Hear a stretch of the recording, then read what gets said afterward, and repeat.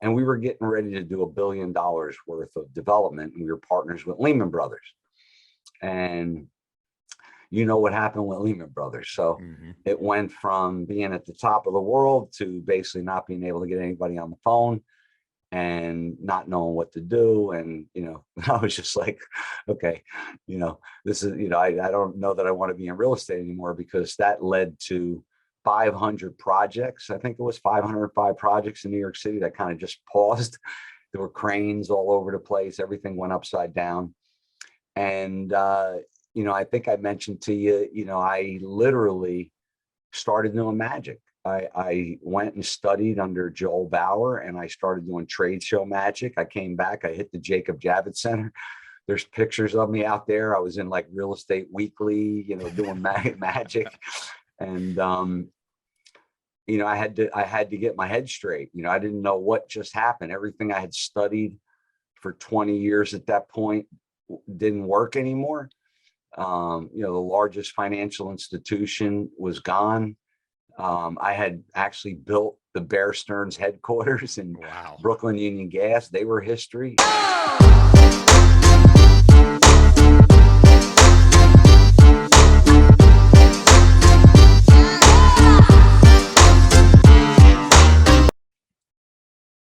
Ken, thank you for joining us today. Thank you, Taylor. I really appreciate the opportunity. Hey, it's been a great conversation so far. We've already been online for like a half an hour, and we had to get going here on the recording. For our listeners out there who don't know about you and your business, can you give us a quick background information as to, what you do and where you're coming from? Sure. Ken Van Liew from New Jersey. Grew up, pretty much driving in New York City every day and building skyscrapers. And, I was very fortunate, but I started, with nothing. My dad climbed telephone poles. My mom was a teller at the bank. And they said, Ken, you got to go off to college. Kenneth, you need to go off to college and get a degree, So, I went off, and fortunately, I created the 6-year plan. So I got my money's worth in college, and I met my wife in calculus 2 that I was taking for the 3rd time. So she taught me how to study. I give a lot of credit to her kind of getting me aligned. I was an all-state football player that led into some college football. And, it took me about 6 years, but I graduated as a civil engineer. And during that time, I created a liking for construction. So I was really good at building. And when I graduated, I had won the Civil Engineering Design Award. It was a 13-acre site that we had to subdivide. And I was really interested in site design. I just wasn't crazy about sitting at a desk. I like talking to people. So between the construction experience in the field and this design experience, I was like, wow, one day, if I know how to design this site, I know how to build the site. If I can learn how to finance it, maybe I can go into real estate one day. But that was just kind of down the road. And anyway, make a long story short, I'm still with the same woman. We had 3 beautiful kids. So first and foremost, I chalk up being a decent dad. My kids are extremely successful. And in 1997, I was an egomaniac. So I started a company called KJV Development, and was very fortunate because by 2000, I developed my first project, which was a $17 million project out of the box with no money, no experience. So that's where the whole modern wealth millionaire formula, building formula came from, how to, buy real estate 8-figure deals with no money down. And after that, we kind of never looked back. We made over $1 million on that first deal. It was a development, and just rinsed and repeat. And, that's a little bit about myself. So by profession, you could say I'm a civil engineer. By career experience, I'm more of a real estate developer and have a passion for life. I'm one of my hobbies we talked about is magic. I've been a magician since I was a kid. So it's always been fun. Well, and you've had that entrepreneurial streak all the way through. You were telling me, speaking of magic, you had your first business at 12 years old. And you want to tell us a little bit about that? Because I think that's, just kind of shows, who we're dealing with here. Yeah, exactly. I every year at Christmas, I had this magic catalog. So I used to ask my mom to buy me all these magic tricks. And next thing you know, I'm 12 years old and I entered a magic contest. And I didn't win, but the guy that beat me is actually still one of my best friends today. but I took on this passion for the art of magic. And I didn't realize that, magic's something, it's like painting, you practice it, you study it, you get books on it. So 300 books later, hundreds of videos and $20,000 in magic, it's turned into a hobby for literally 48 years, So, at 12 years old, I entered this contest, and sure enough, I'm doing a choreographed act, to music that has live doves and fire, canes and silks, multiplying balls. And then I had an assistant that she'd start out and I would do, milk into the paper. But by the end, I was floating her on a flying carpet and sticking daggers in her head. So, it was a lot of fun.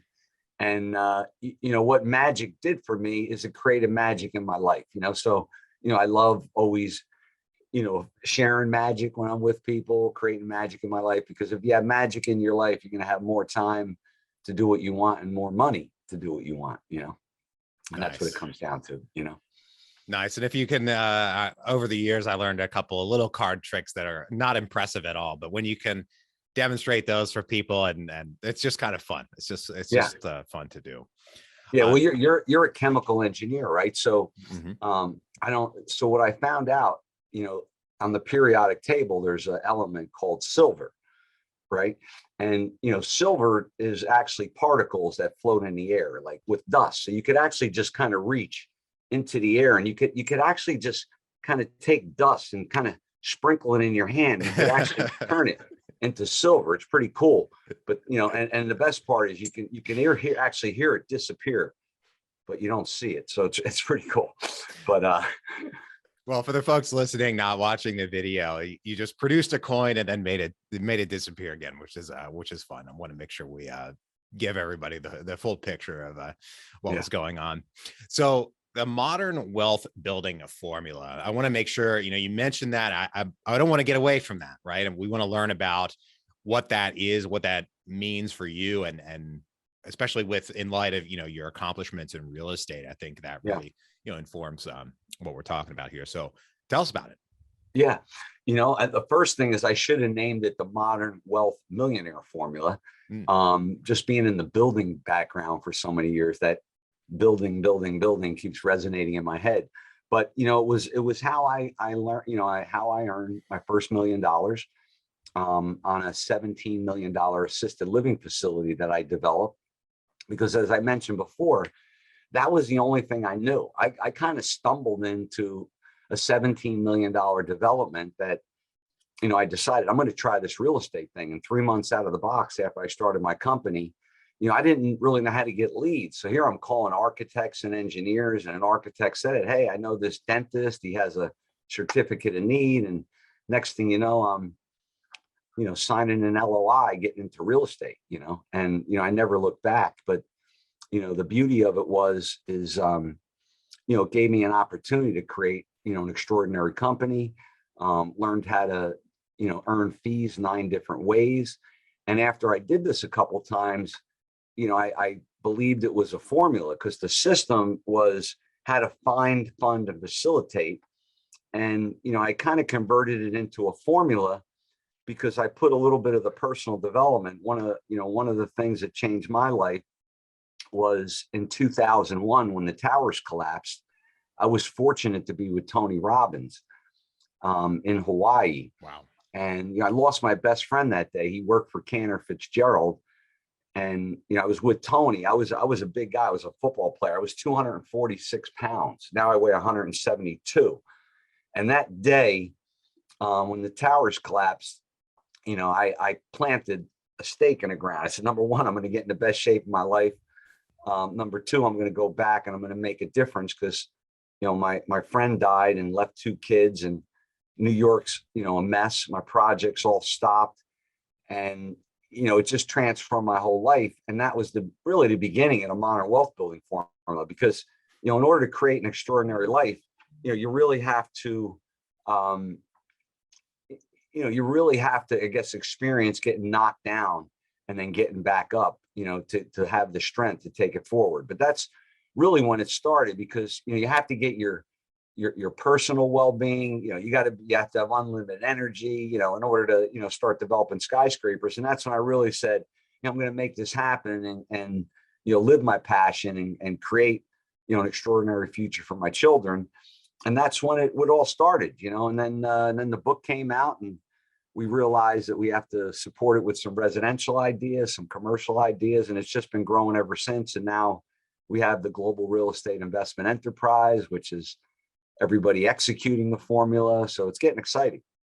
That's awesome. And wow, there's so much in there. I'm certainly sorry for the loss of your friend. And I think that demonstrates, you had a very powerful why that was driving you to, succeed in this space. And I wanted to ask so many questions, but, you spend enough time in the real estate space, you see people who are successful, and then you see a lot more people who want to be successful in real estate, but either kind of never get off the ground or don't achieve what they want to achieve. Do you have any thoughts about what sets those people apart from, for those like yourself who have had all these achievements, from people who wanted to, but kind of didn't make it happen?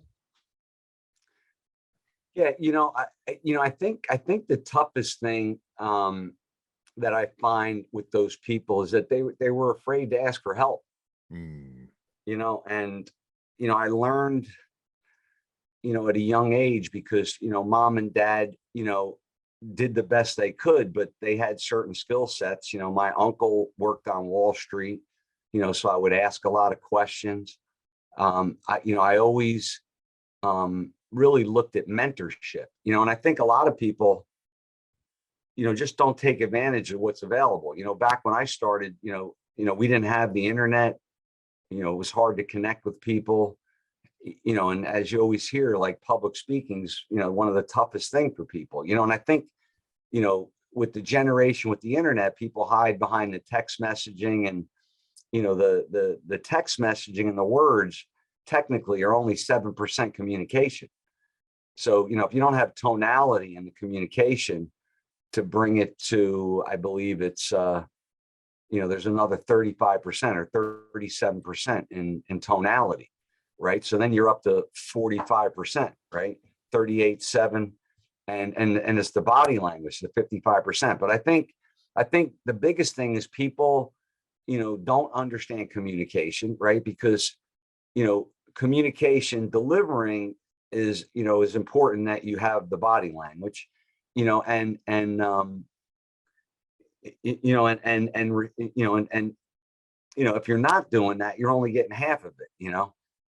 But I mean, that's one thing. And I think people are just afraid to ask for the mentorship. Every time someone finds me, like, I edify their courage off the chart, right? Because those are the people that are going to make it. But people are afraid to pick up the phone. I'm not that hard to get in touch with. When someone gets in touch with me, I'm like, you know what, I'm just going to give you a few things today because you did a great job. So it's really about, life begins outside your comfort zone, and people are afraid to get out and live outside their comfort zone. Interesting. That, I think, that resonates to me, because all the progress that I've made has only come after I was able to step out of the comfort zone and definitely be uncomfortable for quite a while until progress happened. And then that next step comes in, your zone of discomfort just moves, right? But you get more used to being uncomfortable. Yeah. Like, for example, I'm very uncomfortable in North Carolina. I've never done a project there. I just started conversations with, like, a monster at Duke University, and I'm adjusting the plan to make sure the thing pencils out. I got to get my underwriter going. I'm just like everybody else. I'm outside of my comfort zone, trying to actually create a market just outside the triangle, which is going to happen. But once I get that fear, and I go, okay, don't go there, just keep going. I'm normal. So they say one of the best ways to learn something is to teach others. And, through this process of discovering or coming up with and writing the modern wealth building formula, and teaching that to others through writing, and then through doing podcasts like this, I bet you've probably learned a few things. Is there anything that comes to mind that you learned for yourself by teaching others, how to build wealth with real estate? Yeah. Yes. I have. And it's funny you ask that. And it comes down to like what I find like micro distinctions, right? So when I finished the book, it was all about how do you get people to execute the formula. And I took this whole approach where, and it took a long time because I didn't really know what I was doing. So I figured let me teach some one-on-one students in order to get people from all walks of life to see if there's a common runway to the takeoff.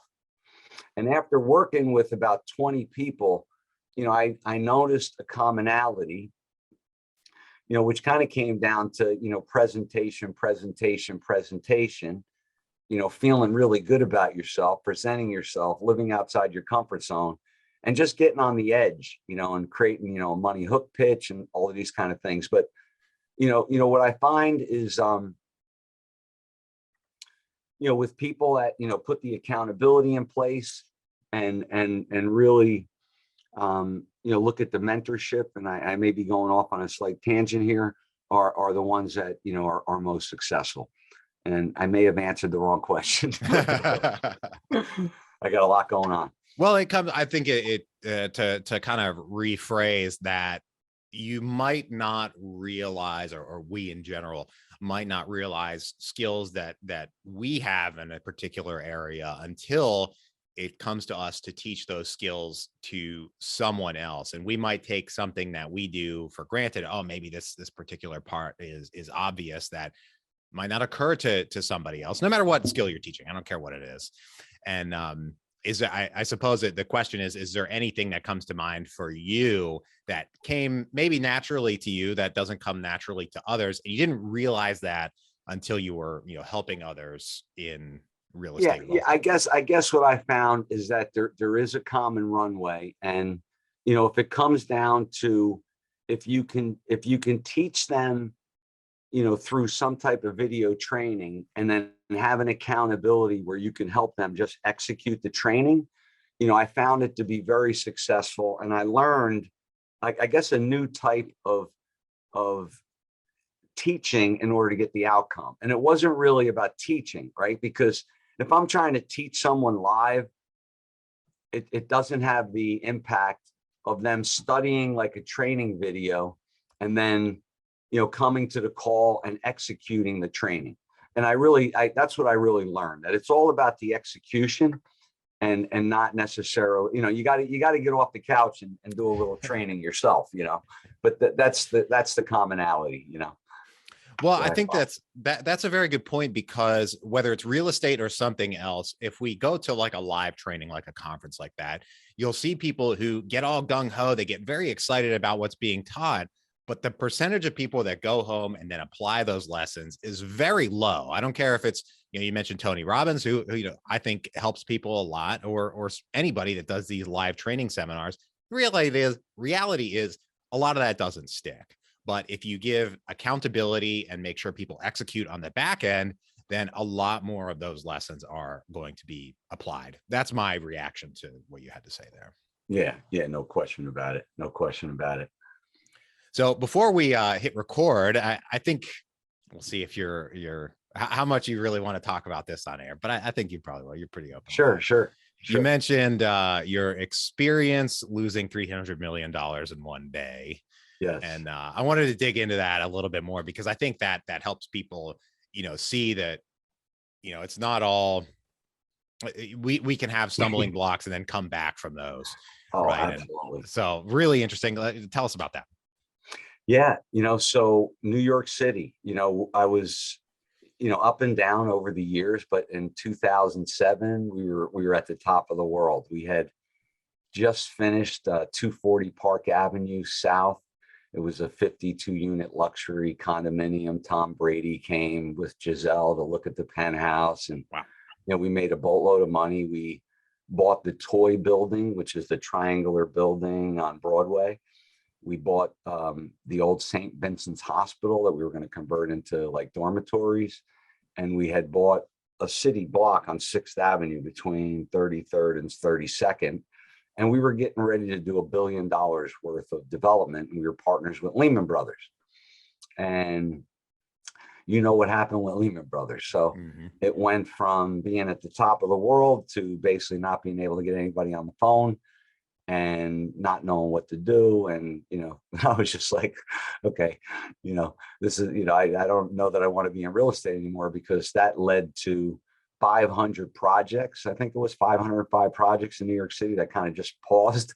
There were cranes all over the place. Everything went upside down. And, you know, I think I mentioned to you, you know, I literally started doing magic. I went and studied under Joel Bauer, and I started doing trade show magic. I came back, I hit the Jacob Javits Center. There's pictures of me out there. I was in like Real Estate Weekly, you know, doing magic. And, you know, I had to get my head straight. You know, I didn't know what just happened. Everything I had studied for 20 years at that point didn't work anymore. You know, the largest financial institution was gone. I had actually built the Bear Stearns headquarters in Brooklyn Union Gas. They were history. I didn't know what was going on. I had just finished a stint doing like all these data centers that I built. And, you know, I just was like, wow, the world was crazy at that point. I thought it was like the Orson Welles, you know, audio that went, you know, years ago in the 30s or 40s, when, you know, that they played that joke and people thought the world was coming to an end, you know. But I literally thought the news was a joke. You know, I'm like, how could Lehman Brothers go bankrupt? But yeah, you know, I took a hiatus, let's just say, for probably 4 years. I was in contract to buy Stewart's Root Beer. I was doing some car simonizing. I was doing magic. And I was a little stressed out. But yeah, I came back, and by 2012, I started with a brownstone again in Brooklyn. And by 14, I took actually a position with a guy who told me to take over his construction operation. I did probably $300 million worth of residential development while we started a concrete company. And then, you know, I was telling you some stories about you know, Sammy the Bull and all those guys that I used to work with. But yeah, the concrete industry was fun. And, you know, we learned some stuff from that, you know, how to keep your nose clean and what not to say. So, well, I mean, that's awesome. I'm sure there's so much in there, but I think probably the biggest question I have about all of that is, so, you know, you had that experience, took a hiatus from real estate. Now you're back. Yeah. Before we go to, you know, the 3 questions I ask every guest at the end of the show, what would you say is the biggest lesson that you've taken away from that experience with Lehman Brothers and applied to your current real estate business? Does anything come to mind? Yeah, it wasn't my fault. Yeah, like I'll be honest with you, because, you know, my investors lost some money at that time. And, you know, I blamed it on myself. And I went into a little rabbit hole. You know, I mean, it sucks losing $300 million in one day, you know, when your whole career just disappears in one day, you know, and you're like, okay, shit, all my developments just vanished. What am I doing tomorrow? Guess I'm going to go crawl in a ball and talk to my mom, play some golf in Florida, which is what I did, you know, because I just didn't know what to do. And, you know, the good news is, you know, you have to really look at things that are bigger than yourself, right? So at that point, you know, it took me a long time to get out of it. Fortunately, you know, magic was there. You know, I learned from magic, and I learned how to be a platform closer, which led me into developing my first course. Because when I saw Joel Bauer, who taught me magic, he said, come and see me what I really do. I watched him speak to mortgage originators and make 40 people stand up at once and stroke a credit card for 12 grand. And I was like, can you show me how to do 500,000 in one day? He's like, sure. He goes, have you ever done anything? I'm like, well, I built an 8-figure deal with no money down. He's like, there you go, create a course. So that was my first course that I recorded in New York City. I went to a cash flow quadrant club in New York City. It was 100 people playing a board game. I said to the guy, like, could you put all these people in a room? Sure enough, I'm showing myself standing on top of the telephone pole, walking on fire, buildings spinning in. And next thing you know, I had 40 people sitting in a room. And that's what got me out of the funk after the $330 million loss, because I was like, okay, well, maybe I can do this. But then I realized that informational marketing was a whole new business. And after I created that program, I recorded it. The guy's telling me, oh God, you can't give all that out. That's like that knowledge is in the stratosphere. It's too complicated. You got to make like 4 courses out of it. I'm like, you got to be kidding me. So anyway, I sold another 40 seats. And then, I learned about DC Fawcett. He was doing foreclosures. It was all about what was the hottest thing at that time: foreclosures, short sales. Nobody wanted to know about development anymore. The development project stopped. But what I learned from it is that, hey, I had something. I had, experience that nobody else had. None of these gurus built skyscrapers, right? And most of them did it once or twice, and then we're just selling what they did once or twice. I was actually doing it. I was actually drawing it. I was actually building it, and there's a difference. And, that's just been my fun about it, So, I turned an extreme negative into a positive, and, and it all came down to, if I were to say what I learned, it's about your well-being, right? It's about, getting up early in the morning. Like every day I woke up at 5 o'clock in the morning. Like I was 3 hours ahead of everybody every day, but during those times I thought quietly with myself, like in deep thought, like not internet shit, excuse my French, like, like surface, social media distractions, shallow junk is what I'm realizing. That's something I just realized. I just read a book called Deep Work. And I realized I got to where I am because of deep work. The last 2-3 years with all of this hoopla, this is where I can give value. Social media is an addiction like everything else, like you can do viral videos all day long. It doesn't necessarily, increase your bank account, it doesn't. So that's why I always, I got a taste of it. I'm like, I should focus on what I do really good, which is real estate. And, I don't know everything, I'm a developer, I bought, some residential units. So I have a little portfolio. Yes. Would I like to have bought more multifamily? Am I moving in? I mentioned to you earlier about, we're finally going to go down the path of a fund, because there are some multifamily deals coming on my plate. I had to pass on one. I said, I don't want to pass on deals anymore. I've always kind of utilized my own money or done private placements, and a lot of money in New York City that you can attract. But, I can't spend time raising money anymore. It's like, we got to move on to bigger and better things. I had teams but once you learn how to build skyscrapers and data centers that run like every New York and American stock exchange transaction, everything else after that is stupid. It's like I'm building some dumb buildings now. You want to come check them out?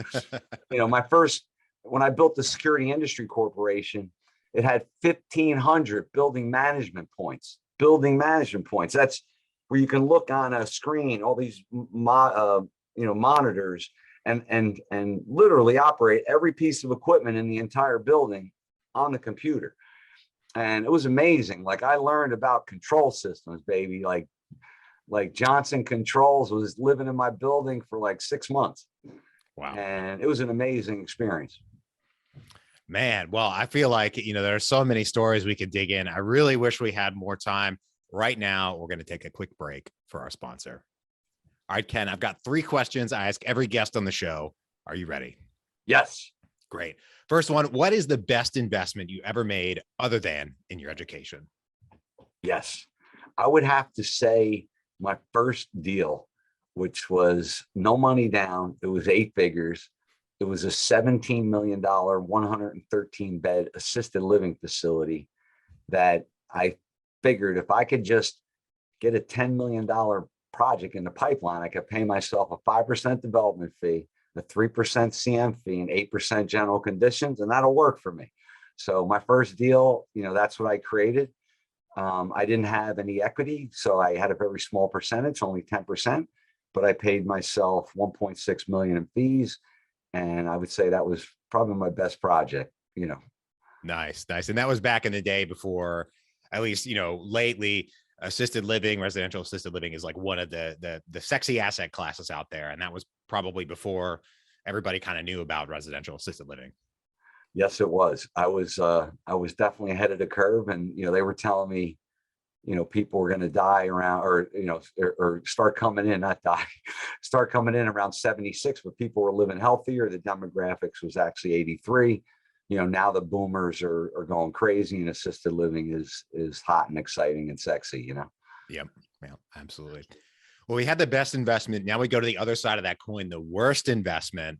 What is the worst investment you ever made? Yeah, the worst investment, believe it or not, was I had a photographer sell me a bill of goods in Rocky Mount, North Carolina. Oh, And I went down there, and CRX was supposed to come in. I bought some property. It was a great deal. And then, it came down to people not honoring their word. And then, he wasn't managing it correctly. So, I mean, I still own it, but it's probably been the biggest thorn in my side because it doesn't pay me any money. ooh. And I actually just recently had to sue him. So that's turned out to, because I don't sue people, but if someone's like taking the money, they close my bank account and opened up a new one, that's like illegal to me. So we're going to have to address that. But yeah, Hey, that turned into, anything legality. Because, the one thing you asked before, what did I take away, and being in New York City, you had to be a tough guy. We dealt with the Sammy the Bull Gravanos of the world. And, I learned from all of this that, I've changed my approach and it's all about being kind to people. You got to try to listen. You got to try to understand their point of view. People are very challenged in life. They don't listen well. They're distracted and they don't know what they want until you tell them. So that's another thing I learned. wow. Well, I know Rocky Mount a little bit, and yeah, it's a pretty small town down there. Yeah. Not big. Interesting. Well, my favorite question here at the end of the show is, what is the most important lesson you've learned in business and investing?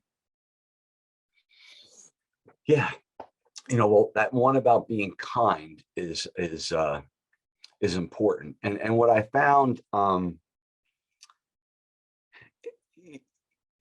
really, in the last couple years, my listening has gone to another whole level, I believe, because I listen and hear now for transformation, and I think, it's all about, we mentioned before about communication. When you're delivering, you want to make sure, they're getting you, but also the listening of the communication is so important. And I learned over the last year that, there's almost 5 levels of listening, and my friend Sean Callaghy, he calls it level 5 listening, where you listen for transformation. And when you start to look at how people listen, and today when you go, listen to people, you can ask someone a question. Sometimes they just answer a different question, like me, so that's like -1 listening, but, I think today, I've been, or, most days I listen on how I can transform people.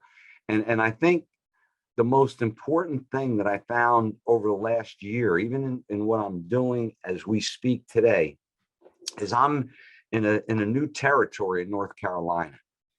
And I realized that, nobody knows me. The only thing I could do is listen and give value, right? And people get value by listening to them and acknowledging and edifying their success. And, like I met with a guy in North Carolina. It was his name was Johnny King Grading, right? And he owns the restaurant in town. And his wife, has cleaners, and, he has a bunch of artillery. And he says, "Hey, Ken, I can clear your site." He goes, "And since I'm a fireman, I'll start in the middle and I'll start burning this stuff." and I'm like, you know what? It's a little different down here. I got to listen. And I listened. And I was like, "John, and what other approach would you take?" He's like, well, I do this. You got to get the culverts in first. And some of those temporary culverts can turn into the permanent culverts. And what I'm really learning in life is that, listening is probably the number one key to success. Because if you can listen for and reliably deliver what's important to other people and what they really care about, that's where you're going to get your success. And one of the things that I created, just my mantra, is exactly that. Like, I am integrity, an honest and loving leader with magical empowering skills to create endless opportunities for all mankind and to bring everybody that I meet to their greatness and leave them with power, freedom, self-expression, and peace of mind. And that's what it's all about, right? Because if I can do that, then I'll have fulfillment in my life like no other person. Wow. I love that. Yeah. Well, Ken, thank you for joining us today, bringing us all these awesome lessons. Been a great conversation. We've been on the line for an hour and 5 minutes here so far, I see, and it's been a great conversation. If folks want to reach out, if they want to learn more about you, find your book or anything like that, where can they track you down? Yeah, the best is in about another week, we're going to have the 11millionairesecrets.com website live, just so I can really give you some nuggets. But the best thing, just go to my website, kenvanliew.com. There's the 11 secrets. There's the golden nuggets. You can get my book for free. You just got to pay for shipping. I really like giving value. And if you're interested in talking to me, I'm not impossible to get in touch with. You could schedule a planning session, and all that stuff's right on the website. You guys click around and find it. But we have programs, we have strategy sessions, and we're doing real estate development. So, our next conversation is going to be about you raising money, because, I want to congratulate you with your new license and all that kind of good stuff that you're getting started with next year. And I'm excited. Awesome. Well, Ken, it's been a great conversation with you. Really great to connect and learn more about what you're up to and so much else. And I want to thank you for joining us today. To everybody out there, thank you for tuning in. If you're enjoying the show, please leave us a rating and review on Apple Podcasts. I appreciate that so much, you guys. That helps other people learn about the show, because that helps us rank higher in the Apple Podcast ecosystem. And I'm always honest with you guys. I say this every time I say this. That gives me a nice little warm and fuzzy feeling, because I get to see that you're engaging with the content and you're escaping the Wall Street casino along with us. If you know anyone who could use a little bit more passive wealth in their lives, please share the show with them and bring them into the tribe. I hope you have a great rest of your day. Don't forget to subscribe. Catch us here every Monday, Tuesday, and Thursday. I hope you have a great one. Talk to you later. Bye-bye.